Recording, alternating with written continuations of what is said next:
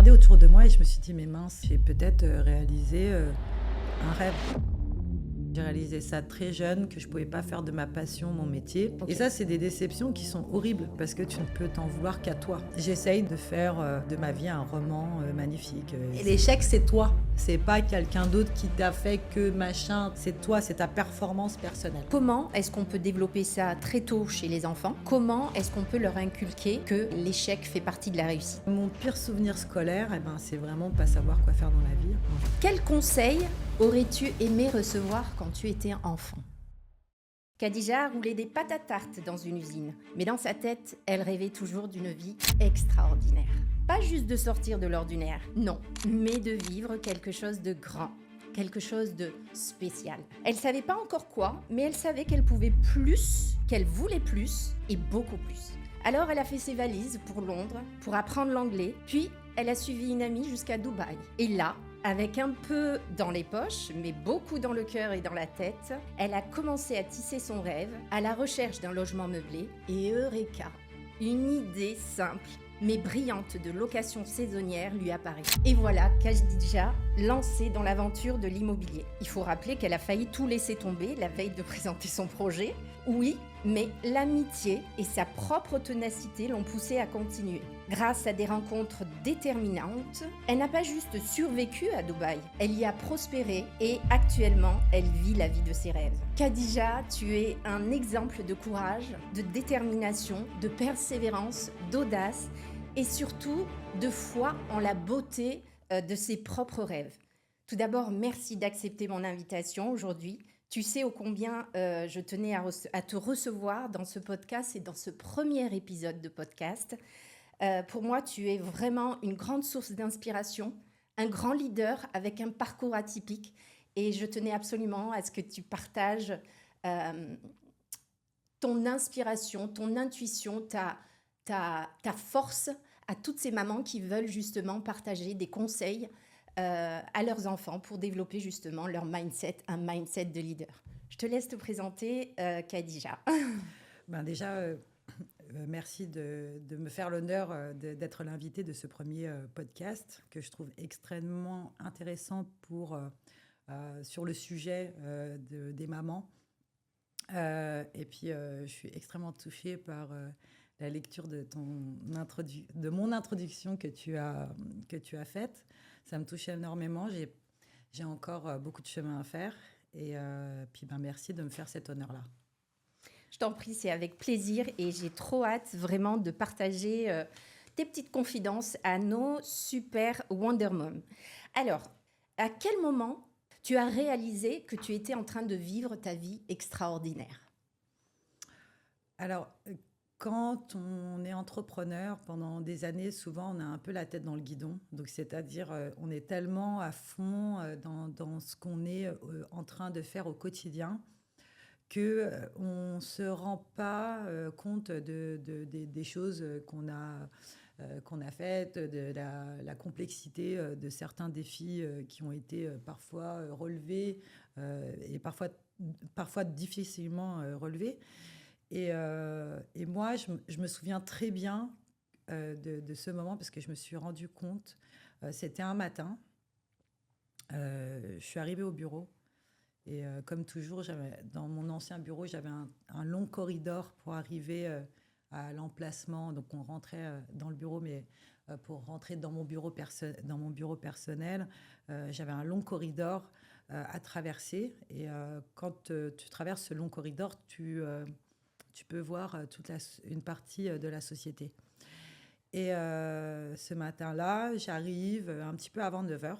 Et toute l'équipe était déjà là, le téléphone sonnait dans tous les sens. L'équipe était en train de courir et vaquer à leurs occupations. Et puis j'ai interrompu ma marche et puis je me suis arrêtée et j'ai regardé autour de moi et je me suis dit, mais mince, quand est-ce que c'est arrivé tout ça? Et j'ai regardé autour de moi et je me suis dit, mais tous ces gens-là sont là à cause de moi. Donc, c'est-à-dire que j'ai réuni ces gens-là ici et autour de moi pour travailler à travailler avec moi. Et là, je me suis dit, mais c'est comme si je m'étais réveillée. Alors après, je me suis assise à mon desk et puis je me suis dit, mais qu'est-ce qui s'est passé? Et en fait, c'est difficile parfois de réaliser. Et ça, je te parle de cette anecdote-là, c'est bien 5 ans après, après ça. Et, euh, et je me suis convaincue, en fait, j'ai toujours de vivre ma vie rêvée à moi.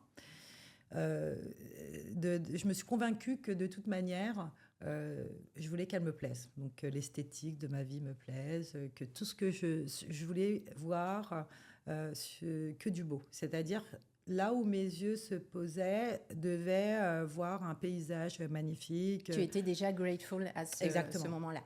Tu étais vraiment dans la projection de ta visualisation. Exactement. Et là, tu as eu un moment de flash et tu t'es dit, waouh, c'est là. Je me suis dit, j'ai peut-être réalisé un rêve. Tu vois. Ouais. Et du coup, j'ai des frissons. Et du coup, je me suis dit, c'est un peu un coup de massue parce que vraiment, vraiment, vraiment, en plus, on a toujours l'impression qu'on est nul, qu'on fait moins bien que les autres. Le syndrome de l'imposteur. Que c'est qu'on performe en dessous de la moyenne. Puis on regarde les autres et puis on se dit, mais punaise, franchement, je suis loin de ça. Donc c'est pour ça qu'on ne se rend pas compte forcément immédiatement des choses. Donc 5 ans après, voilà. J'ai vraiment... J'essaye de faire de ma vie un roman magnifique, un board de Pinterest où toutes les images que je vois, je les rends belles. Et je les rends belles déjà dans mon imaginaire et en sorte de vivre sa vie rêvée. Donc, ce n'est pas forcément que du matériel, ce n'est pas forcément... Mais en fait, c'est vraiment régler beaucoup de problèmes. C'est ça, c'est vraiment une profonde gratitude en fait. Tu vois tout en beau, quelle que soit la situation maintenant, quoi. Oui, alors la gratitude, elle a toujours été là parce que, déjà, j'ai eu une enfance formidable, vraiment. Et moi, ce que je dis toujours, c'est une enfance privilégiée. Alors, quand tu vis à la campagne, tu as l'abri de tous les mal que la société peut te mettre sur ton chemin et te challenger. Oui, tout à fait. Donc, déjà, quand tu grandis à l'abri de ça, c'est déjà beaucoup... déjà une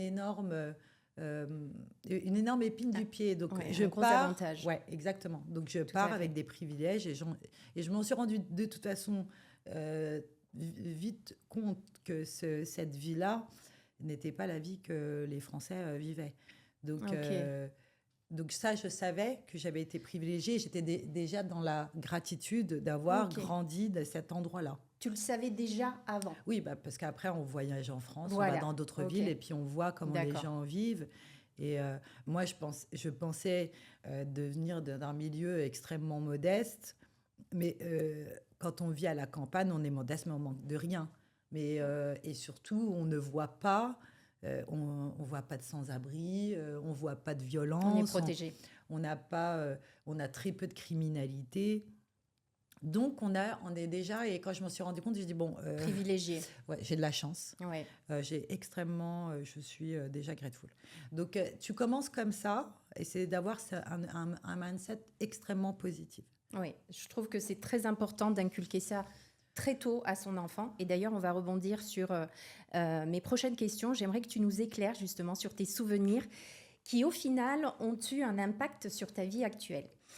Alors, quel souvenir marquant de ton enfance te revient quand tu penses justement à ton épanouissement personnel? Tu viens de nous partager un petit peu ta gratitude d'enfant privilégié.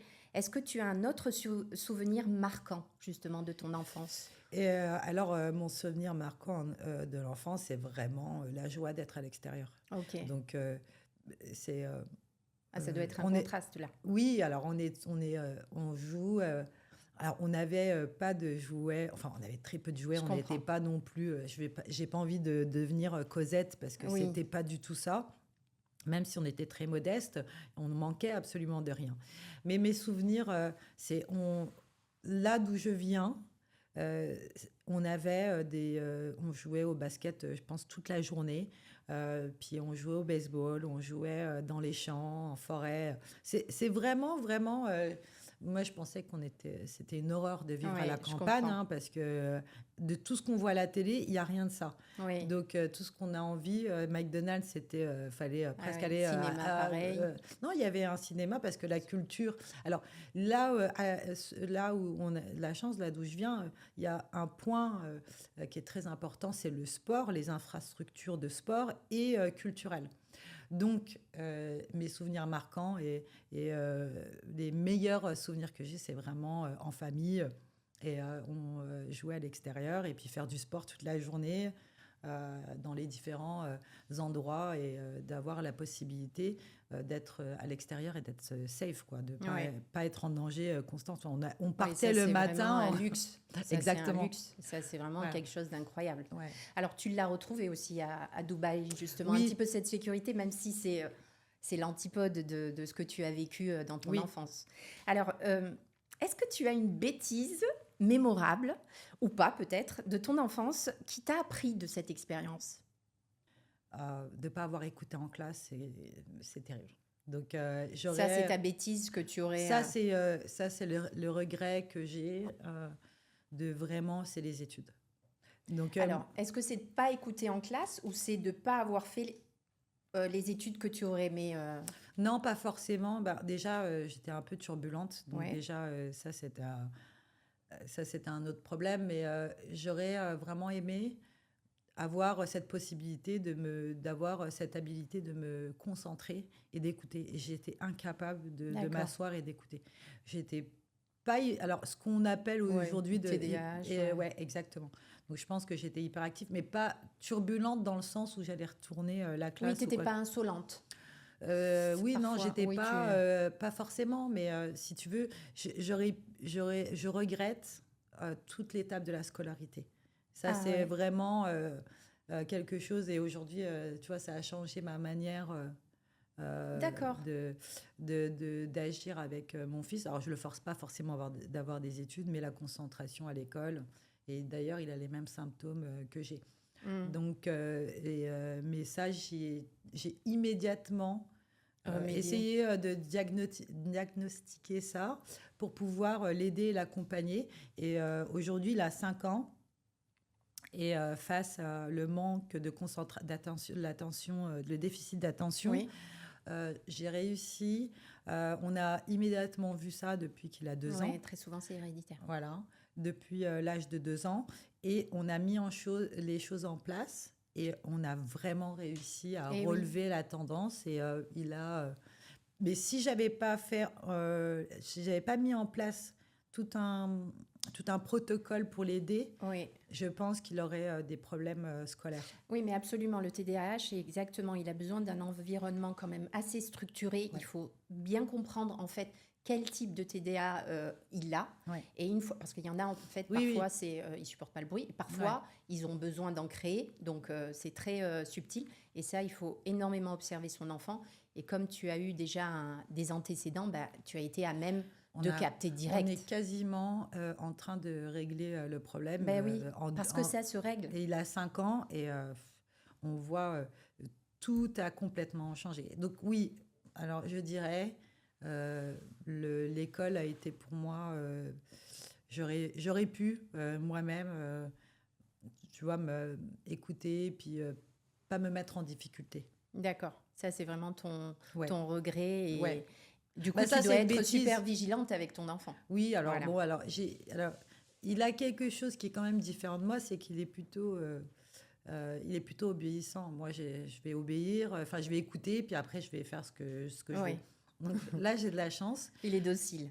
Ouais, il est plutôt docile. Ouais, il a du caractère quand même, Oui, oui, oui. mais au moins, il assimile. Il y a Oui, une oui. communication, si Oui, tu veux. oui. Mais ma plus grosse bêtise et que je regrette aujourd'hui et qui m'a beaucoup appris pour le reste, c'est parce que de toute façon, quand tu es quelqu'un qui ne peut pas, qui écoute pas en classe, au travail, c'est la même chose, hein. Ah oui, oui, Enfin, il oui. faut pouvoir C'est se des skills structurer. justement que tu traînes. Et puis, très souvent, ça te donne une étiquette de la Oui, part des enseignants. Et ça aussi, cette étiquette-là, malheureusement, ouais, tu la gardes pendant tes années de primaire. Et si oui, tu fais la même chose au collège. oui. Donc, en fait, ça te forge, ça te conditionne quand même des connexions et ta Ouais. prédisposition. Et je pense que c'est pour ça qu'aujourd'hui, tu te dis, Bah, ça a engendré des lacunes que je traîne avec moi jusqu'à aujourd'hui, tu voilà. vois. Donc, Donc, et des lacunes énormes, hein, que ce soit des lacunes d'orthographe, oui, oui, que je ce soit comprends. des lacunes de calcul mental, etc. Je comprends tout Tu à vois, fait. donc on est toujours, quelqu'un chez qui a écouté des choses élémentaires dès le départ, il n'a pas besoin de réfléchir à deux fois sur certaines Mhm. choses et gagne plus de temps, alors que moi, je vais relire, je vais 10 fois, je vais Oui, oui. attendre, je vais me poser des questions, Oui, bref. parce que tu es conditionné en fait. Tu Ouais. pars déjà du principe que, ben, en fait, non, ça je saurais pas, ça, De faire attention, si tu voilà, veux, tu es plus vigilante. t'as moins confiance en toi sur Oui, certaines bah choses. oui, évidemment. Alors, est-ce que tu as un film ou un livre qui t'a marqué et justement qui t'a donné une leçon de vie importante dans ta vie? Alors, moi, il y a énormément de livres qui portent pas mal dans chaque étape de ma vie, euh, qui, euh, qui vont m'accompagner. C'est-à-dire que euh, quand, euh, quand j'étais jeune, bon, alors je lisais beaucoup, parce qu'on avait... j'adorais la télé, mais comme on n'avait qu'une télé, il fallait bien s'occuper, hein. Moi, j'ai grandi à l'ère avant les ordinateurs, on n'avait pas d'ordinateur, Ah pas de oui, téléphone portable, etc. Donc, le seul moyen, et puis on rentrait, et puis nous, on sortait pas tard le bien soir. sûr. Donc après, si tu n'avais pas envie de te coucher, il fallait t'occuper Oui, avec c'est quelque ça. chose. Donc la lecture. Donc alors, je lisais beaucoup de nouvelles. J'aimais beaucoup Agatha Christie Mhm. euh, quand j'étais adolescente. Donc je lisais énormément Agatha Christie. Puis après, le problème, c'est que ça me faisait faire énormément de cauchemars. Ah, Ouais, donc comme je lisais le soir avant, ah ouais. comme Oui, j'avais en bah oui. table de nuit beaucoup de nouvelles et de choses un peu violentes, policières, Oui, etc. Bon, et je me suis rendu compte il y avait une corrélation entre ce que je disais le soir et mon sommeil. Donc et j'ai bien vite sûr. changé. Après, il y a un film, il y a un livre qui m'avait marqué quand j'étais jeune, mais parce que après ça, j'aimais beaucoup tout ce qui était, tu sais, un peu fantastique. Donc, et ça colle un peu avec ma Tout à personnalité fait. où Ton on petit côté rêve, Tarantino. ouais, où on est beaucoup sur les rêves, où on est dans l'imaginaire, etc. Et c'est uniquement. Donc, il y avait un livre que j'avais lu en 24 heures. J'avais même pas, je me souviens, j'avais commencé tôt dans la journée, puis j'ai fini à 5 heures du matin. C'était Marc Lévy et Si c'était vrai. D'accord. Donc, une très belle histoire qui a été adaptée après au cinéma et qui Mm. était d'ailleurs très mauvaise au cinéma. Mm. C'est pour ça que Effectivement. voilà, les livres sont Oui, ils beaucoup sont mieux toujours plus. que les Effectivement. films. Et donc, on est dans l'ère du développement personnel. Depuis quelques années, le développement personnel est assez important. Alors, à 21 ans, j'ai une de mes amies d'enfance, une de mes meilleures amies qui s'appelle Delphine, qui me file un bouquin. Alors, c'est La pensée créatrice. D'accord. Donc, ce qui est aujourd'hui quelque part la pensée positive, la manifester, La manifestation, tout ça. Ok. etc.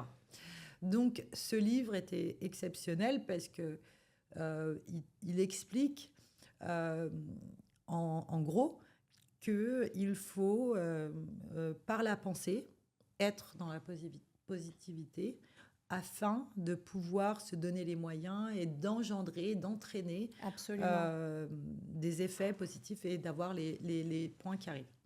Donc, à 21 ans, j'ai ce livre-là, qui est un peu, comme on dit, c'est, ça débloque un level Mhm, au bien sûr. niveau du cerveau. C'est l'énergie créatrice, en Et fait. ouais, voilà. C'est ce que Joe Dispenza Exactement. traduit, en fait, avec l'énergie créatrice en vraiment s'imprégnant, en ressentant justement cette énergie, ces sensations, pour justement les incarner et les provoquer, Exactement. puisqu'on est énergie. Voilà, exactement. Et du coup, ça va m'aider Pour le reste. pour le reste. Et du coup, puis après, pendant quelques années, je vais un peu laisser ça de côté. Je vais plus y penser. Je vais essayer, bon, j'essaie de me démener pour m'en Oui. sortir dans la Ah ouais, vie. là, tu essaies de réaliser tes rêves. Voilà. Et puis après, au début, tu n'essaies pas du tout de réaliser un rêve. Au début, tu es juste dans. Tu essayes de survivre. C'est, en fait, de dire de vivre. En Oui. fait, tu essayes de vivre correctement, Ok. normalement. Et c'est une fois que tu vis correctement, normalement, que Bien tu veux sûr. faire Bah au-dessus oui, de la norme. c'est toujours comme ça, Voilà. en fait. Donc, et puis c'est une déception amicale qui va me remettre dans les pensées. D'énergie créatrice. Exactement. Et là, je me relance dedans, ce qui m'aide à guérir de plein de choses. Et après, c'est différents bouquins. Et chaque livre m'aide d'un moment, un instant T. Donc, je ne peux pas t'en dire un, à part ce livre-là à Oui. 21 ans. Non, mais c'est déjà très, très intéressant. Et ce qui est intéressant dans ce que tu dis, c'est que tu as cette frustration, en fait, que l'école, tu aurais voulu écouter plus, tu aurais voulu finalement incarner un peu plus ton rôle d'élève, le vivre un peu plus. Mais en même temps, tu avais cette chose exceptionnelle qui est très rare. On peut être studieux, mais ne pas aimer lire. Et on sait ô combien c'est important de lire pour justement développer sa créativité, son esprit, s'éveiller, etc. Donc, je trouve ça très intéressant parce que tu dis, tu as cette frustration, mais à côté de ça, Ouais. tu lisais Oui. énormément et tu t'évadais. Donc, ton côté rêveur, Ouais. peut-être que finalement, les livres y ont contribué. Ah oui, les livres et puis la télé. Et la télé. La télévision. Oui, parce que c'était pas la même chose, la télé, avant. Hein. Non, oui, c'était pas la même chose. La télévision m'a permis. C'est une fenêtre sur le monde. Oui, c'est pareil. Donc, moi, aujourd'hui, j'ai un peu. Je suis assez stressée quand je me pose beaucoup de questions. Quand on parle, on dit les écrans. Alors, bon, oui, alors les écrans d'aujourd'hui, c'est pas la télévision d'hier, mais la télévision m'a permis de voir qu'il y avait c'est une fenêtre sur le monde. Je vois où tu veux en venir. De voir tous ces pays, ces films, ces cultures, etc. C'était extrêmement intéressant. J'étais omnibulée par la télévision quand je pouvais la regarder. Moi aussi. Et puis, je suis génération Club Dorothée. Donc... Je suis génération Club Dorothée aussi. Donc c'est vrai que la télé, c'était notre ouverture au monde. Ouais. Je pense qu'aussi notre condition culturelle, économique, etc., nous permettait justement de nous évader à travers la télé. Oui. Mais c'était tellement mignon, c'était tellement enfantin. Et je trouve que ça nourrissait quelque part nos rêves. Ah oui, absolument. Voilà, moi je sais que quand je me mettais devant la télé, c'était waouh, je rêve, je voyage. Donc, je pense que tu voulais justement aller dans la direction où aujourd'hui on critique beaucoup justement les médias, peut-être les écrans. Ouais, alors, les écrans, oui, alors parce qu'après, il y a les iPads et les télévisions, etc. Mais on nous dit on n'arrête pas de consommer des séries, des films, on est lobotomisé, des machins. Pas forcément parce que, en fait, ça dépend de ce qu'on a, parce qu'aujourd'hui, je veux dire, là, je reviens de Corée. Oui. Si j'avais pas regardé 2-3 séries coréennes, j'aurais jamais eu envie de voyager là-bas. Donc aujourd'hui, j'y suis allée, j'ai adoré. Donc la critique, je pense que tout doit se faire avec modération. Tout à fait. Sauf que nous, la télévision, à l'époque, on pouvait la regarder, il n'y avait rien de grave qui allait nous arriver. Exactement. C'est ça la différence. Puis on n'avait pas trop le choix de ce qu'on pouvait regarder. Oui, et puis c'était assez contrôlé finalement. Oui. Aujourd'hui, malheureusement, tu ne peux pas laisser, je pense, ton enfant devant la télé sans contrôle à 5 ans. Ah oui, bien sûr. Donc, mais avant aussi, hein, de toute façon, si tu restais... Il y avait des horaires. Oui, ah oui, non, mais... monsieur, si tu restais tard... Oui, si tu restais tard, il fallait faire attention. Oui, mais je ne te vois pas rester tard dans le salon. Non. Voilà, exactement. Ça, c'est la différence. Voilà, donc je trouve ça pertinent. Alors, j'aimerais maintenant... Alors, tu me parlais de l'école... est-ce que je peux oser te demander, est-ce que tu avais une matière préférée ? Alors, ma matière préférée, c'était l'histoire. Alors, moi, j'étais une enfant extrêmement curieuse. J'adorais l'histoire. j'aimais bien le français aussi, parce que les rédactions, ça demandait un peu Bah d'imagination, oui. etc. Donc j'adorais pouvoir m'exprimer et mettre à plat certaines choses. Je détestais les maths. Les mathématiques, c'était horrible. L'art plastique et puis le sport, j'adorais. Mais en number one, c'était vraiment numéro un, c'était l'histoire. L'histoire. Ah ouais, j'ai adoré l'histoire. Ouais, ça se voit, même encore aujourd'hui, je regarde beaucoup de documentaires. Je Oui, me bah, moquais de mon père parce qu'il passait des heures entières à regarder des documentaires à la télé. Et moi, aujourd'hui, c'est moi qui passe mon temps. ah ouais, tu vois comme quoi on reproduit Ouais. très souvent ce que Hmm. nos parents faisaient, leur hobby, etc. Alors maintenant, j'aimerais qu'on comprenne un petit peu l'importance du mentorat et de l'inspiration. Euh, Quels conseils aurais-tu aimé recevoir quand tu étais enfant? On rentre dans le vif du sujet là. Alors, il y a beaucoup. Alors, de la part de mes parents, tu parles Alors, en général. en général, en général, Bah, en fait, on m'a donné tu énormément peux de... commencer par tes parents si tu Oui, veux, ou alors, bon, en général, on m'a donné énormément de conseils. quand même. Oui, mais j'ai écouté aucun conseil, D'accord, ce que je j'aurais dû, m'attendais. ce que j'aurais dû faire. C'est aussi Euh, deuxième chose. Mes parents, alors, il faut savoir que déjà culturellement, ce qui est un peu différent d'une famille classique française, donc on était une famille nombreuse. On était une famille nombreuse, mes parents travaillaient énormément, donc j'étais l'aînée, il fallait s'occuper des autres.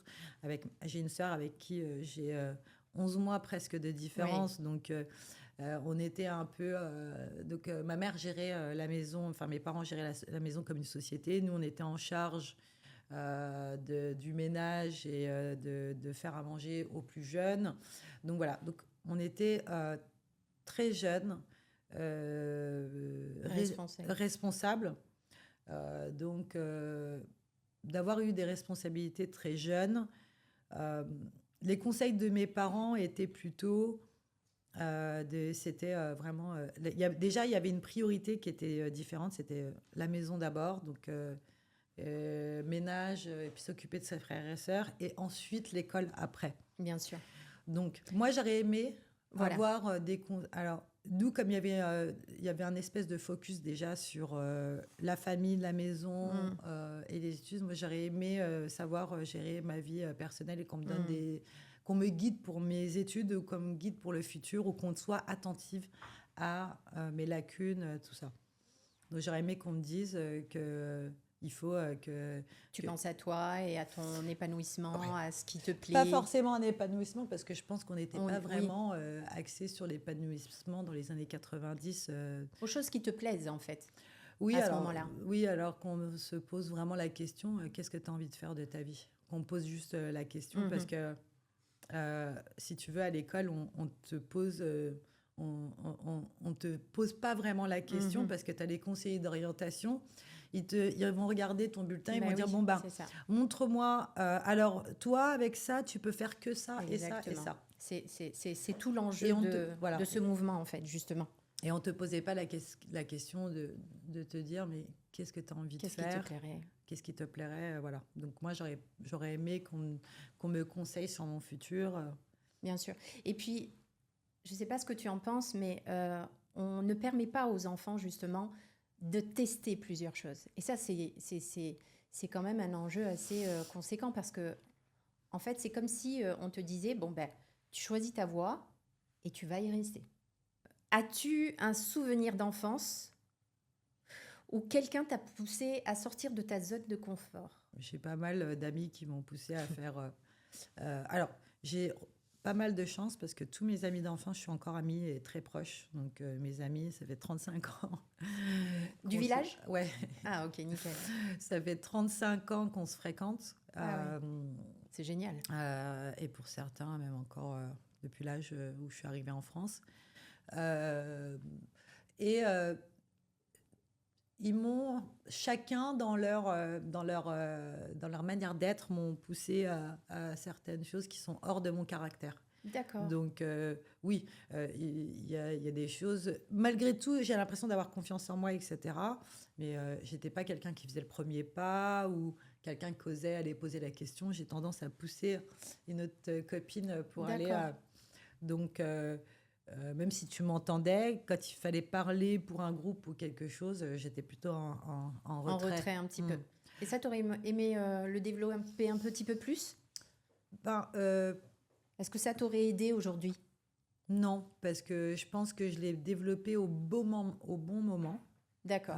Je pense peut-être que j'aurais fait des bêtises avant.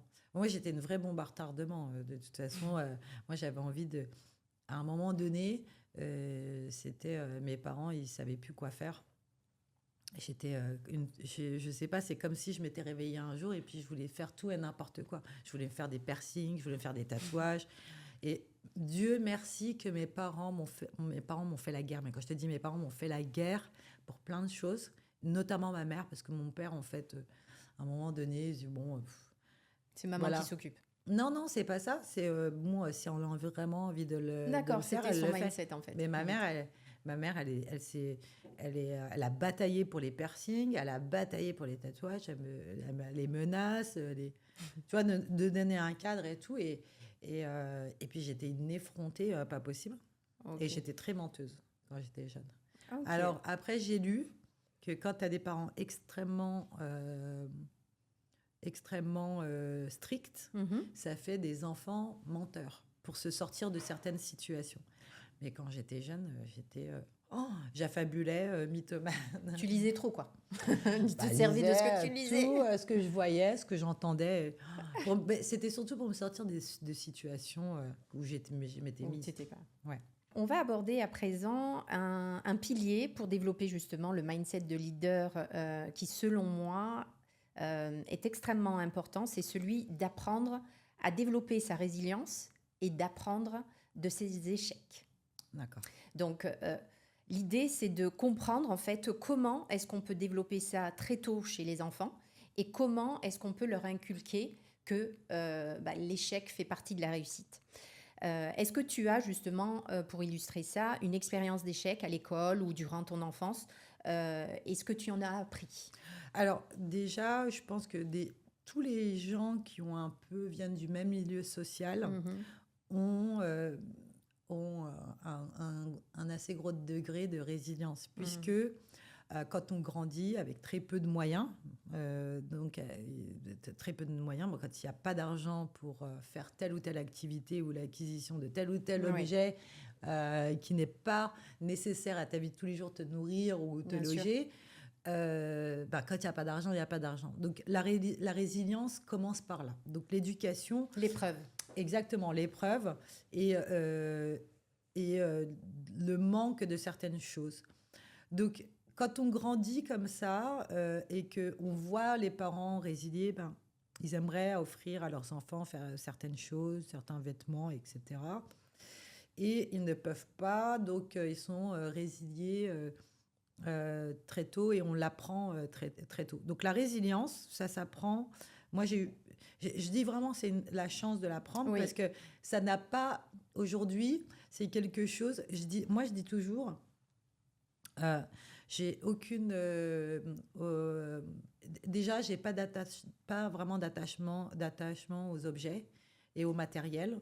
Moi, demain, on me reprend des objets matériels que j'ai accumulés ou même de l'argent. Ça ne me fait absolument rien parce que je sais que je suis capable Eh oui. de refaire certaines choses.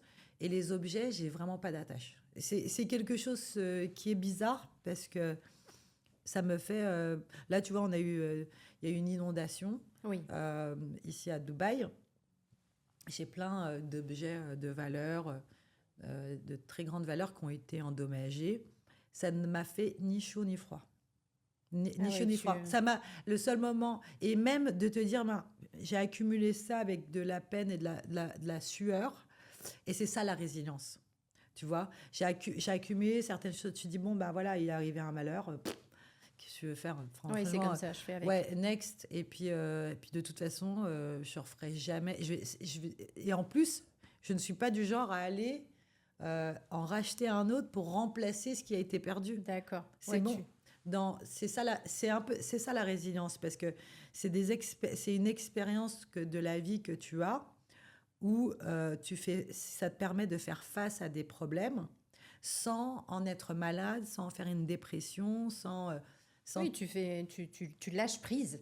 Ouais. Tu fais confiance Oui, oui, tu fais confiance à tout. l'univers, en fait, finalement. L'univers, au bon Dieu. Alors, comment tu arrives à inculquer cette résilience à ton enfant, par exemple, puisque, bien évidemment, j'imagine, tu lui as pas imposé une vie sans matériel, sans... Ouais. Voilà. Comment est-ce que tu peux conseiller, justement, No Wonder à développer cette résilience? Alors, déjà au départ, quand on vient d'une famille modeste, alors il faut faire attention quand on dit famille modeste parce que moi j'ai l'impression d'avoir une enfance très riche. Mais il y a des choses que j'avais envie d'avoir, Bien sûr. et que d'autres avaient et que je voulais aussi. Et alors on se dit toujours quand on est gamin, on se dit toujours quand j'aurai des enfants, ils auront tout ce qu'ils veulent. Et alors après quand tu as un enfant et tu dis mais alors là mais même pas en rêve, je vais lui donner et je vais lui faciliter la vie. Et moi, j'ai grandi avec des amis à moi qui venaient de familles extrêmement privilégiées, qui étaient extrêmement aisées, qui avaient tout. Et ils avaient toujours moins d'argent de poche que moi à l'internat. Donc, et j'ai toujours admiré ça. J'ai toujours admiré, je me suis dit, mais moi, j'ai un pote, il était avec moi à l'internat. Il venait d'une très grosse famille, super aisée. Ils avaient une maison magnifique. Il roulait dans une superbe voiture. Mais il n'a jamais d'argent pour mettre de l'essence, ni pour aller boire un café au bistrot. Donc, c'était toujours moi qui lui payais ses cafés. Moi, mes pauvres parents, vraiment, qui avaient du mal à joindre les deux bouts. Et on était à l'internat toute la semaine. Et puis, mes 10 francs, je les gardais. Et tu sais, précieusement, c'est moi qui lui payais son café. Et tu sais, je le regardais et je me disais, mais quel... Et déjà, à l'époque du lycée, je me disais, mais... J'étais pleine d'admiration en disant, putain, les parents, ils ont quand même... ils lui donnent des outils, mais ils ne donnent pas tout. Ah oui, d'accord. Tu avais déjà capté, en fait, mais oui. que en fait, donner tout à son enfant matériellement, en fait, c'était... Mais ils ont donné des... Alors, matériellement, techniquement, ce n'était pas matériel. Enfin, c'était matériel, mais techniquement, ils lui ont donné des outils. C'est-à-dire, il peut comment dire, se déplacer. Oui. Mais il lui donne une allocation d'un montant qu'il doit gérer lui-même et il doit gérer entre s'acheter des friandises ou aller au bistrot pour se prendre des cafés et mettre de l'essence dans sa voiture. Oui. Donc, du coup, lui, il mettait de l'essence dans sa voiture et puis il y avait certaines choses qu'il ne pouvait pas faire. D'accord. Et c'était là, et j'étais là, et je me disais, mais moi, je ferais ça. Donc, d'accord, tu admirais déjà cet état d'esprit. Oui, parce que je trouvais qu'il était bien éduqué. Moi, je trouvais qu'il était bien éduqué dans tout plein de sens. Il y avait beaucoup de respect. Il était autonome. Voilà, et il était autonome, il avait la valeur de l'argent. Moi, je connais très bien cette famille. Hein. Oui. On sait, ils sont très connus dans notre région, etc. Et on sait que c'était pas des miséreux ou des trucs comme ça. On sait très bien, c'était des notables. Et ça, j'avais beaucoup d'admiration. Et donc, du coup, quand j'ai eu mon fils, il faut doser. Donc j'ai essayé de doser un petit peu le matériel. Et le problème qu'on a quand on vit ici, alors on est toujours obligé de négocier avec tout le monde pour en faire moins. Okay. Donc les anniversaires, je demande systématiquement pas de cadeaux, mais après tu peux pas vraiment. Les camarades de classe, les écoles, c'est du n'importe quoi. J'ai encore des jouets d'il y a 1 an de son anniversaire, alors que j'ai demandé aux mamans à la classe de ne pas... Voilà, mes amis, ils ont bien fait ce que je leur ai demandé, des bouquins, des trucs comme ça. D'accord. Déjà, on n'a plus de place. Et puis, tous ces jouets un peu... comment on appelle ça, un peu... extravagant. Ouais, extravagant. Donc, on vit dans l'extravagance. Et du coup, on est sans arrêt... C'est fou, ça. C'est pas ironique, quand même. Si. En fait, tu as eu une éducation, en fait, dans la simplicité. Exactement, simplicité. Entre guillemets, dans les vraies sensations. Ouais. Et aujourd'hui, tu te retrouves à devoir essayer de contrôler ce too much, en fait. Ouais.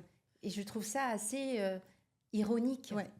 Alors, moi, c'est vraiment quelque chose qu'il faut gérer parce qu'il faut générer personnellement parce qu'on est sans arrêt en train on est sans arrêt en train de mettre en opposition notre enfant, c'est celle de notre enfant.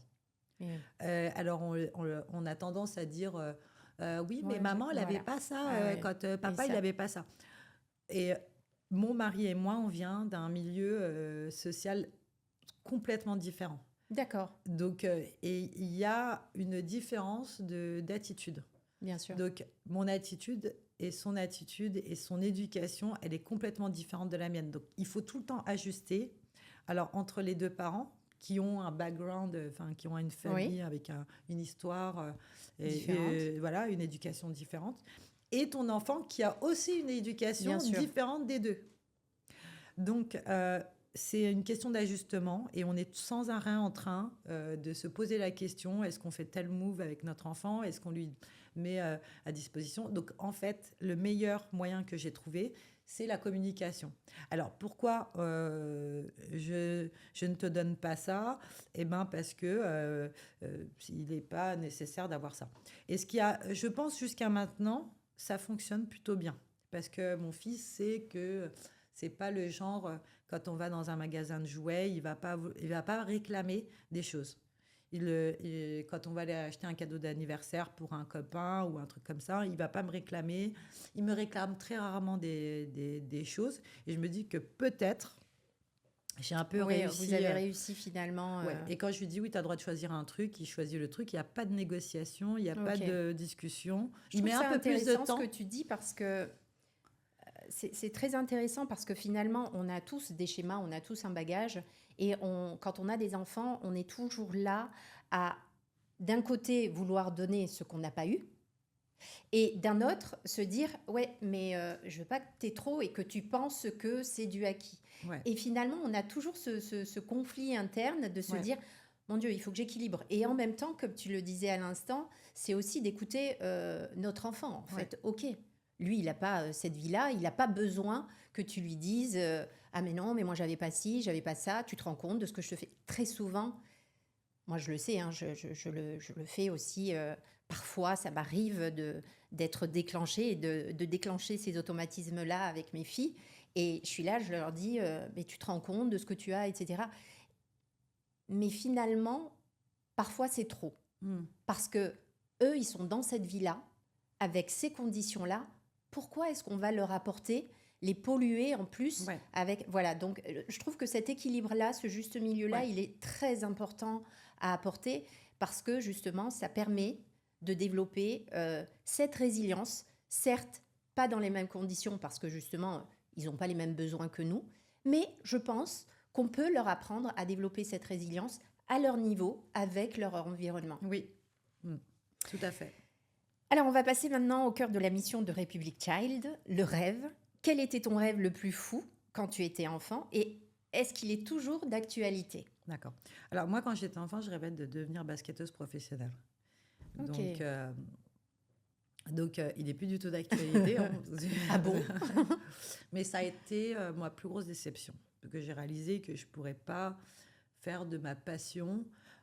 Et bien entendu, j'ai réalisé ça très jeune, que je ne pouvais pas faire de ma passion mon métier. Pourquoi? Parce que je n'avais pas le niveau. Okay. Simplement. D'accord. J'avais pas le ok, niveau. c'est pas parce que tu t'es dit non, je suis pas capable de... Ok, c'est vraiment parce que tu as fait un point et que tu t'es dit... non. Ouais. Okay. Et ça, c'est des déceptions qui sont horribles parce que... C'était un grand rêve. C'est pas parce que c'était un grand rêve, c'est parce que tu ne peux t'en vouloir qu'à toi. C'était défauts physiques, très intéressant ce que tu dis. De performance qui ne t'ont pas amené là. Et quand tu irais ta vie, moi, ma vie c'était basket. Je bouffais du basket le matin, midi, soir. J'ai joué plusieurs fois pendant la journée. On était connus dans tous les terrains de basket.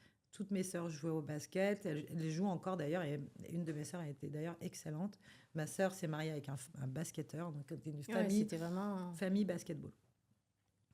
Je me suis rendu compte, et ça c'est quelque chose qui m'a brisée quand je me suis dit, tu ne peux pas faire ce métier-là. Et parce que tu te retrouves au moment de l'orientation et tout le monde a des passions.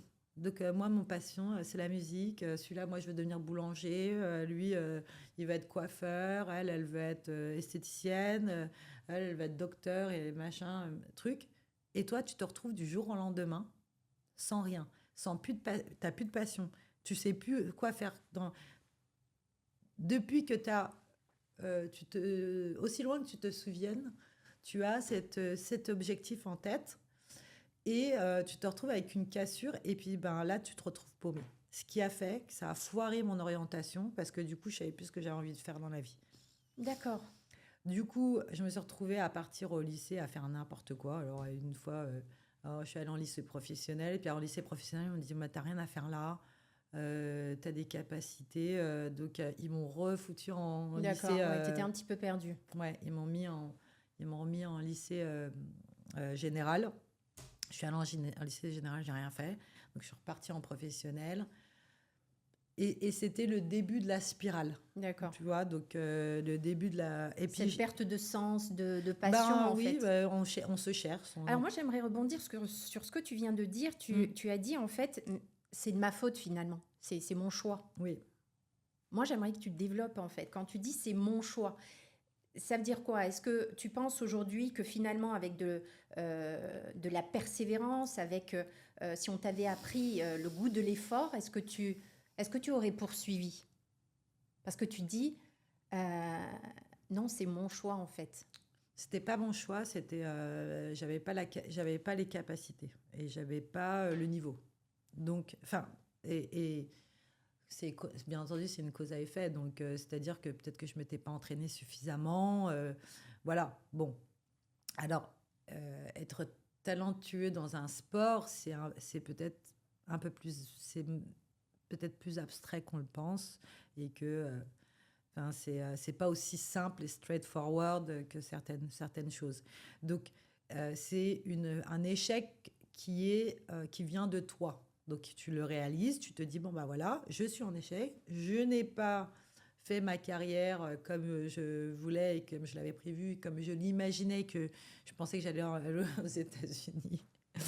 Voilà, bon, bref. Et donc là, voilà, t'es face à toi-même, t'es à toi dans le miroir et t'es face à ce qu'on appelle, comme on dit, face à ton échec. Donc, et l'échec, c'est toi. C'est pas quelqu'un d'autre qui t'a fait que machin, truc, il t'a pas donné l'argent pour, ou t'es d'un milieu défavorisé. Non, ton échec, c'est toi, c'est ta performance personnelle. Donc, Et tu traduis ça par un échec.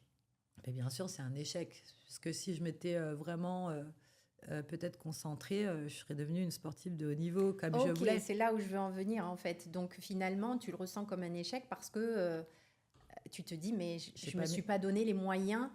Ouais. Alors, je me suis pas entraînée assez fort, même si je Voilà. m'entraînais plusieurs Donc fois c'est par ça jour. que je Ouais. voulais comprendre. C'est Donc, ça, en fait, ton... je sais pas que je me suis pas donné les moyens. Donner les moyens, c'est de se dire oui. Non, c'est une lacune que j'ai. C'est une dédication qui était pas là. J'étais D'accord. pas suffisamment dédiée. Tu as senti que...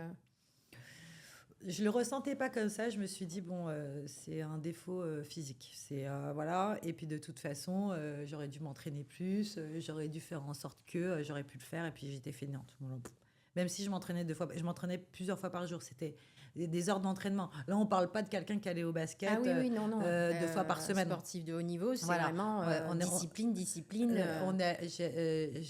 Dès que je pouvais, c'était basket, basket, basket, et plusieurs fois par jour. Donc, pour oui, oui. essayer d'avoir le niveau national. Mais bon, voilà. Donc, quand tu as eu des échecs comme ça qui sont pas, qui viennent de toi et qui viennent pas d'extérieur, déjà, tu te détestes un petit peu. Tu te dis, bon, je suis un peu nulle, je suis naze. Donc, ta confiance en toi, elle en prend plein la gueule, quand même. Alors, justement, parce qu'en fait, j'ai du mal à entendre finalement cette notion d'échec. Si demain ton enfant te disait, voilà, je veux devenir joueur professionnel dans un sport, Mais tu sens que, bon, c'est pas non plus, il n'est pas extraordinaire. Qu'est-ce que tu lui dirais? Je le laisserai essayer. Ok. Essayer parce que tu dois te challenger et laisser lui-même réaliser en bien entendant, je vais pas lui raconter des bobards en lui disant t'es magnifique, t'es exceptionnel, tu vas y réussir. Et je vais Comment? l'encourager à essayer. S'il pense qu'il a les ressources à l'intérieur de lui de faire quelque chose, on y va, c'est parti, on essaye. Et alors, s'il est dans la délusion, dans l'illusion totale, c'est délusion? On dit Illusion, délusion? ouais. Dans l'illusion totale, délusion, c'est anglais. S'il est dans l'illusion totale, je vais quand même essayer de le remettre tête à terre, mais je vais le laisser essayer ou au moins discuter. Moi, j'ai perdu beaucoup de temps dans ma scolarité parce que mes parents n'étaient pas d'accord. Donc, ils se sont immiscés. Donc, j'ai perdu des années. Ouais. J'ai passé le bac plus vieille que la plupart des gens parce que mes parents, surtout ma mère, s'est immiscée dans ma scolarité et dans mon orientation, Ok. alors qu'elle-même, elle n'y connaissait pas grand-chose. Et ça, moi, je serais là pour guider Encourager. et l'encourager. Mais Ok. certainement pas aller lui imposer certaines choses. Tu vois. Comment tu l'aiderais justement aussi à développer ce goût de l'effort? Parce que devenir sportif de haut niveau, c'est quand même... voilà, c'est beaucoup de discipline. Alors, Comment est-ce que tu le préparerais? Parce que justement, pour éviter qu'il ait une illusion et qu'il se dise ouais, c'est fantastique, tu sais, c'est un peu comme les enfants qui apprennent un instrument. Ils imaginent que c'est facile et puis quand ils doivent faire leurs exercices, moi, je suis déjà un peu dans la méritocratie. Donc, quand on l'amène, il fait du sport et qu'il ne fait pas. Alors, je lui dis, là, tu as été. Alors, je dis pas qu'il a été nul, je lui dis, mais là, tu as fait zéro effort. Franchement, ok, c'est pas cool. Puis en plus, par exemple, il fait du jiu-jitsu et du coup, il est avec un prof en perso. Donc, du coup, le prof, il le maltraite un peu. Alors, je lui dis, il avait raison de te maltraiter un petit peu. Enfin, maltraiter, après, il lui dit, il le secoue un petit peu. Mais je lui dis, il avait raison parce que tu n'as pas fait énormément d'accord. d'efforts. Mais la prochaine fois, il faudra Tu es faire un très peu réaliste avec lui. Oui. Alors, il a 5 ans pour Oui, l'instant. bien sûr. J'essaie pas d'en faire un Mbappé, Oui, tu vois. oui. Moi, j'ai envie qu'il soit heureux. Moi, je suis le pur produit de. J'ai fait 0 études. J'étais une plaie pour mes parents dans l'éducation. Changer toutes les 5 minutes de filière, etc. Donc, moi, je voudrais simplement qu'il ait une base solide en termes D'accord. d'éducation et scolaire. Donc, qu'il puisse avoir tous les acquis et puis après, ma foi, Qui te semblent fondamentaux et... trouvera sa voie. Est-ce que ça t'a aidé justement le fait d'avoir été comme ça, un petit peu, entre guillemets, insouciante à l'école, rêveuse, un petit peu casse-cou? Est-ce que ça t'aide aujourd'hui dans l'éducation de ton enfant? Est-ce que ça te permet de lâcher prise? Ou tu as des peurs que ton enfant finalement reproduise quelques petites erreurs que tu as pu faire? Alors moi, je le vois déjà en train de faire certaines erreurs. Alors moi, je suis déjà pas très stricte. Je suis une maman très stricte comparée à mon mari qui est vraiment hyper soft, hyper cool et qui est encore plus dans la communication que moi. Moi, j'essaye d'apporter une base avec être carré. Mhm. Donc, si tu veux, mon fils, ou les enfants en général, Oui, j'essaie d'apporter. J'estime que les enfants ont besoin de cadre. oui. Puis après, et je le vois déjà de toute façon, parfois même un peu dévié du cadre. Et moi, je suis juste là pour leur, hop, la liste, la ligne, elle est là, reviens. Je veux Ok. vraiment qu'il ait juste ça. Puis après, ma mère, de toute façon, elle me dit, quand elle voit mon fils, elle me dit, le karma, il est en train de... Tout ce que tu m'as fait baver.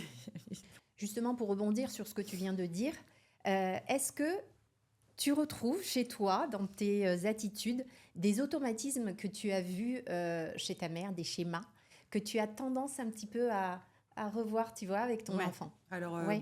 c'est tout. Alors, je fais vraiment tout ce que... Parfois, je me dis, oh mon Dieu, putain, on dirait ma mère. Et je pensais détester plein de choses sur la manière dont ma mère faisait les choses. Et en général, et en vérité, c'était la meilleure chose à faire.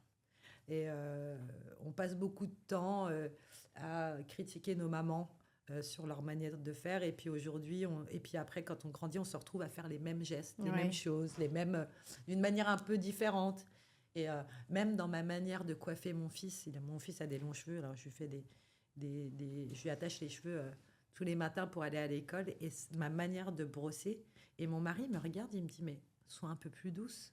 Après, je me suis dit, oh, je suis comme ma mère. Et oui, parce que... Ah ouais, mais Comme c'est ma mère. incroyable. Et en fait, c'est pas. Et moi, je me disais, mais ma mère, elle est, pas, elle est dure. Elle Mhm. est, et même dans sa manière de me brosser pour me Oui. faire ma queue de cheval le Oui, matin. oui, c'était bien Voilà. affirmé. Mais en fait, moi, aujourd'hui, quand je fais ce geste le matin pour attacher les cheveux à mon fils, et en fait, je suis concentrée.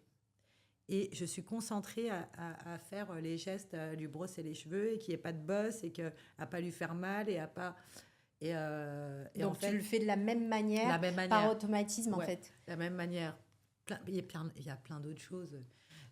Quand je décide le week-end d'aller attaquer comment dire, le cellier, et puis de tout ranger et Hmm. de ruiner l'après-midi de tout le monde. Enfin, Je trouve ça très et puis intéressant. après râler, tout le monde râle parce que j'ai décidé d'aller sortir, tu vois, du placard certains trucs et de faire le tri. Puis après, je suis stressée. Comme dans Puis après, ton je râle. enfance. Ouais. Et Ouais. oui, on est conditionné énormément et les schémas sont... euh, et c'est ce que je trouve important justement à prendre conscience des schémas qu'on a avec nous. Et d'ailleurs, je t'enverrai le test des drivers, de voir quel type de maman tu es, parce que tu vas voir qu'il y a des schémas qui ressortent. Ouais, ça, Et j'ai peur. non, vraiment, c'est très, très riche et Mm. très intéressant. Et c'est justement l'importance de repérer ces schémas-là pour... moi, je sais, c'est pareil. À la maison, il fallait que tout soit nickel. Et j'ai lutté parce que c'était vraiment un mal-être que de voir que mes filles, par exemple, pouvaient être désordonnées. Ces choses-là, Ouais. ça pouvait me mettre dans des états. Ouais, en colère, ouais. Ouais, et du coup, je me disais, mais non, c'est pas approprié. Donc, c'est important de prendre conscience justement de ces schémas. Alors, pour surmonter les peurs, il n'y a pas de réussite, bien sûr, sans peur, sans échec, n'est-ce pas? Quelle était la plus grande peur en tant qu'enfant et comment l'as-tu surmontée? Moi, j'avais peur de mes parents. Moi, j'étais terrifiée. Terrifiée, alors que mes autres sœurs, elles n'avaient pas du tout peur. Oh, j'étais de me faire pincer, avoir menti ou de me faire pincer. C'était horrible parce que j'étais terrifiée. Mais c'est Alors, intéressant ce que tu dis parce que c'est paradoxal. Tu étais à la fois terrifiée, mais tu me dis à l'école, tu... si je me faisais pincer, parce qu'à l'école, forcément, ils n'avaient pas tout répété. Et D'accord, puis mes parents, ils n'avaient pas trop le temps. On était 6. Alors d'accord. t'imagines de faire les 6 parents profs, Ouais.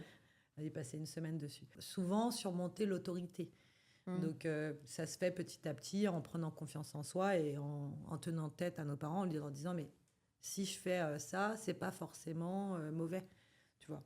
Alors que et je l'ai aussi surmonté en regardant mes sœurs qui sont plus jeunes que moi, quand elles ont affronté mes parents, quand elles devaient, quand Oui. mes parents étaient contre quelque chose. Moi, quand mes parents étaient contre quelque chose, c'était non. Alors je le faisais quand même, mais je le faisais dans leur dos. Oui, oui. Donc mes sœurs, c'était pas ça. Elles allaient négocier, elles les Et affrontaient. oui, parce que tu Moi, avais préparé le terrain déjà. ouais, mais moi j'avais la force de le faire. Donc Ah ouais. Mais tu étais l'aînée aussi. ouais, Donc j'avais peur. forcément, c'est pas les mêmes conditionnements. Ouais. Tes sœurs avaient vu que quand même tu vivais et que Ouais. tu osais et que finalement c'était pas si dramatique que Ouais. ça. Ouais. Voilà, donc tu avais déjà préparé le terrain. Alors maintenant, j'aimerais te poser quel est le pire souvenir et le meilleur souvenir que tu as de tes années d'école. Alors moi, mes meilleurs souvenirs, c'est l'internat. Moi, j'ai fait toute ma scolarité du lycée à l'internat, c'était génial. Notamment parce que j'avais plus de responsabilité Oui. À la maison. Donc, Qu'est-ce que j'avais ça t'a pas- appris? Mais ça m'a soulagée. Ça m'a soulagée de mes responsabilités de grande sœur. Donc du coup, j'avais tout d'un coup, j'avais plus que moi en responsabilité. Donc mes meilleurs souvenirs scolaires, c'était l'internat. D'accord. Donc j'avais un rythme, je me levais, j'avais plus une personne d'autre à m'occuper ou de m'assurer que celui-là fait ses devoirs ou Oui. celui-là allait se Tu coucher. te sentais enfin libre. Ouais, j'étais libre. Et autonome. Autonome. Donc, Alors, tu l'étais déjà, mais... Oui, mais là, j'ai goûté à la liberté. Oh, ok. Donc, où j'avais que moi à m'occuper. Donc, ça, c'était génial. Et mon pire souvenir scolaire, eh ben, c'est vraiment pas savoir quoi faire dans la vie, en fait, Ok. de m'orienter et puis d'être rejeté parfois par certaines personnes parce qu'on pense qu'on leur ressemble et au finalement, on ne leur ressemble pas. Donc, le rejet, les pires souvenirs, c'est le rejet et ne pas savoir aussi quoi faire de notre vie. Alors que tout le monde est là en conseil d'orientation. Moi, je vais aller là, je vais aller là, et toi, tu vas faire quoi? Je sais pas. Oui, en fait, le fait de pas savoir, en fait, d'être perdu, ça t'a... Pas de goal, pas de vision, pas de truc. Tu sais simplement que tu veux pas être là, mais tu veux plus faire, je sais pas. En fait, tu t'es perdue après avoir perdu ton rêve de basketteuse. Pour toi, c'était...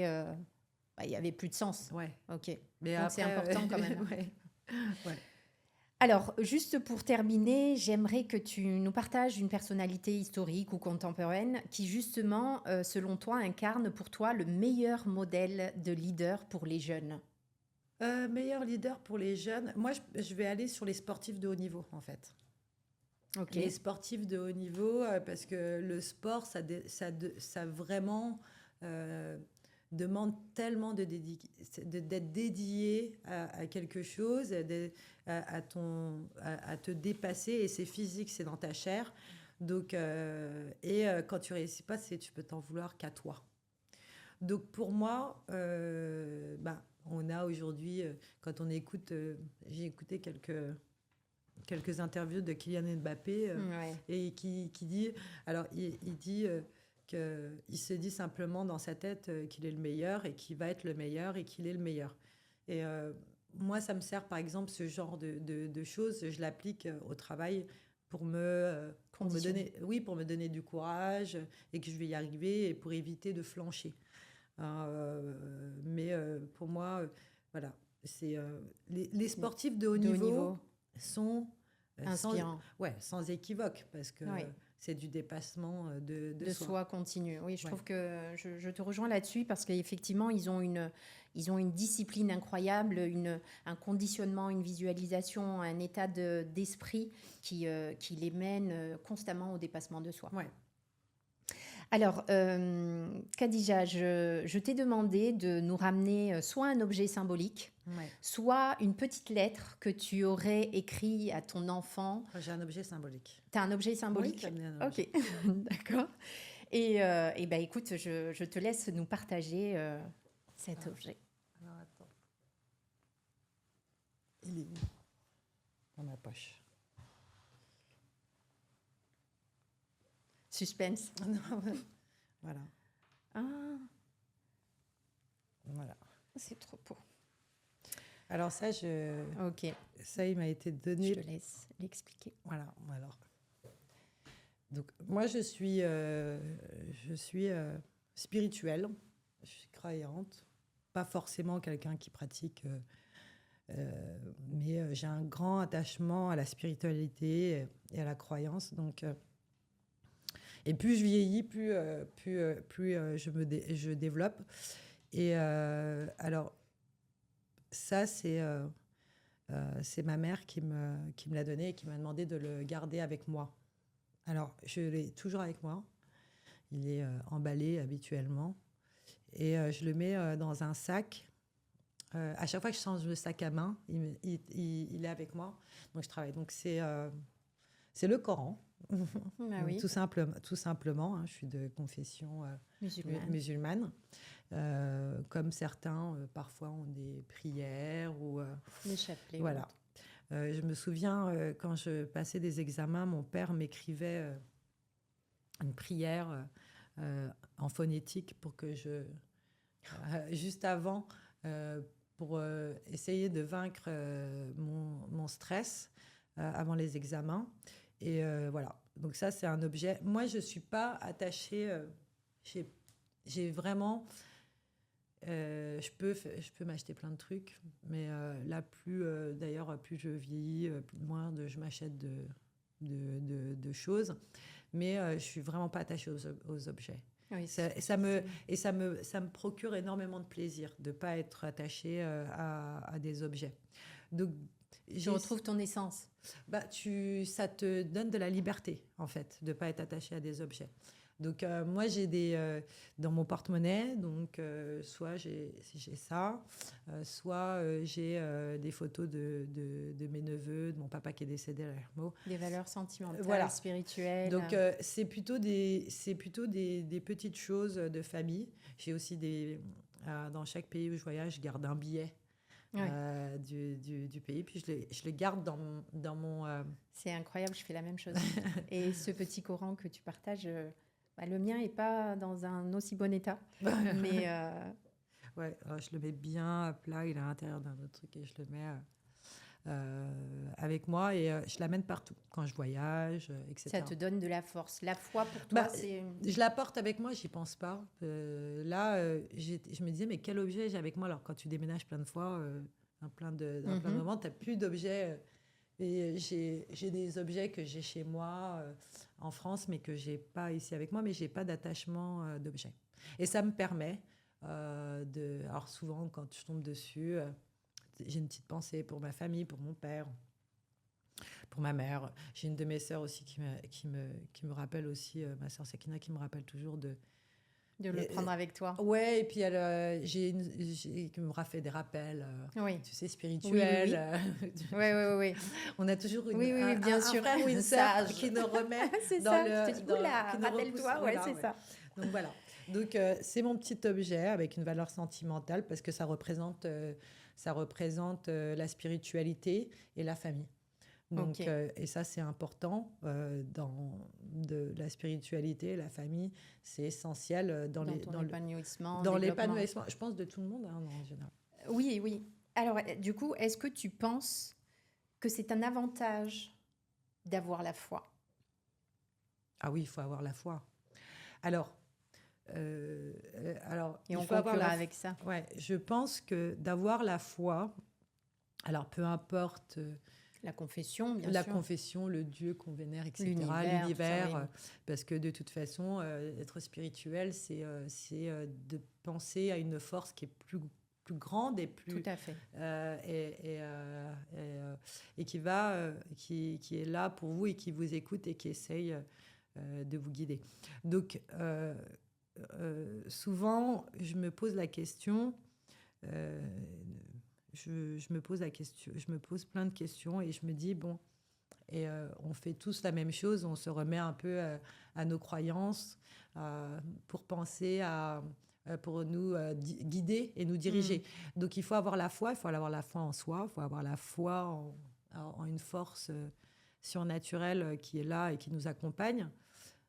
Parce que si on n'a pas ça, c'est un peu plus... Pourquoi on fait ça, en fait? D'accord. Ça donne du sens à ta vie. Ouais. Alors moi, je pense que oui. J'estime que oui. Alors, encore une fois, on n'est pas dans la théologie, là, on est plus dans la spiritualité en général et aux énergies. Et moi, j'y crois énormément.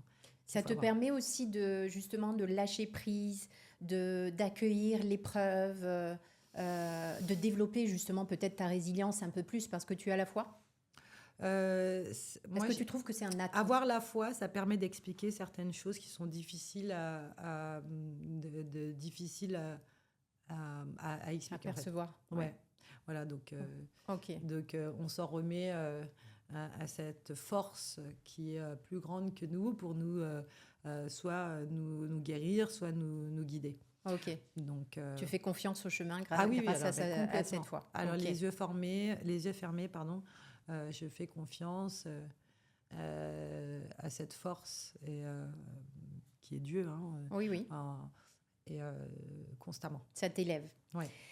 Alors merci, on arrive à la fin de cet épisode. J'aurais voulu encore continuer, bien évidemment. J'avais plein de questions encore, mais je pense que là, tu as pu partager sincèrement des confidences, des petits conseils que nos Wonder pourront appliquer pour leurs enfants. Donc, on retient bien quand même l'essentiel, c'est que Khadija, malgré son parcours en fait scolaire un petit peu chaotique, on va dire, eh bien, ça l'a pas empêché déjà de lire, de développer sa créativité, parce que j'en retiens quand même que la créativité t'a permis aujourd'hui d'arriver là où tu es, et tu as pu rêver grand finalement. Oui. Et c'est quand même l'essentiel. Donc, l'école ne fait pas tout. Certes, ça apporte énormément de bases. Ça permet de développer une certaine sécurité, une confiance en soi, une estime de soi, je ne sais pas. Mais en tout cas, voilà, l'à côté qu'on peut développer, notamment la créativité, la résilience, l'autonomie, l'observation. Tu étais très curieuse. Ah oui. Donc, je pense que tous ces éléments-là, tous ces skills sont vraiment essentiels pour le développement du mindset de nos enfants. Donc, merci pour ta présence et tes convés. Alors, mes Wonders, nous voilà arrivés à la fin de cet épisode inspirant de l'école des leaders. J'espère qu'il vous a plu. Rappelez-vous que chaque enfant mérite de rêver grand et surtout de croire en ses rêves pour pouvoir les réaliser. Ensemble, faisons en sorte que chaque enfant puisse s'épanouir et devenir le leader de sa propre vie, comme Khadija. Je compte sur vous pour laisser une note de 5 pour m'encourager dans ce mouvement Republic Child. Et laissez-moi un commentaire ou une suggestion de leader que vous aimeriez que j'interviewe. D'ailleurs, si tu as une petite idée de personne que tu penses pertinente à interviewer, je te laisse réfléchir et me le dire avant la fin de cet épisode. Et n'oubliez pas, les rêves deviennent réalité lorsque nous y croyons et que nous agissons pour les réaliser. Tu as une petite idée pour interviewer une personne qui, selon toi, est inspirante et peut apporter justement... Tu veux un nom ou tu veux un nom. Soyons fous. On est là pour incarner nos rêves. Alors moi, je dirais qu'il faudrait un sportif de haut niveau. Ok, qui? Ah ouais, ça y est. Vas-y. Kylian Mbappé. Ouais, Kylian, si tu nous écoutes, on te veut ici. Merci Khadija, merci infiniment d'avoir été ma première invitée et au plaisir. Merci, à bientôt. À bientôt.